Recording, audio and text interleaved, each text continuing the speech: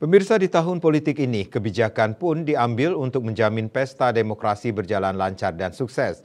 Khususnya di Bali, Pemprov Bali mengambil kebijakan untuk meniadakan lomba ogoh-ogoh, meski krama tetap diizinkan mengarak ogoh-ogoh pada malam pengerupukan.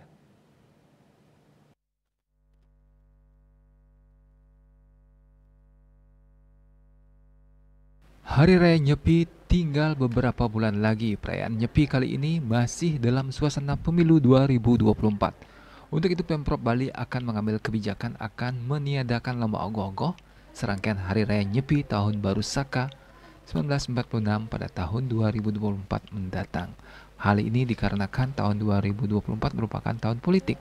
Meski begitu, Krama Bali masih diperbolehkan mengarak ogoh-ogoh seperti biasanya. Alasan peniadaan lomba ogoh-ogoh untuk menjaga keamanan menjelang pemilu 2024. Penilaian lomba ogoh-ogoh di tahun politik rawan memicu konflik, karena pasti akan ada peserta maupun pihak-pihak lainnya yang tidak puas dengan hasil lomba tersebut.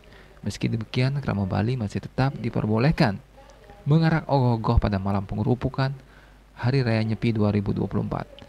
Dari kebijakan itu tentu mendapat komentar dari para netizen. Melalui akun Instagram @balipos, berbagai pandangan dilontarkan dalam kolom komentar. Di antaranya, kalau cuma lomba yang ditiadakan itu masih biasa. Sedangkan ada juga yang mengatakan hanya untuk demi penguasa, budaya dan tradisi masyarakat dikorbankan.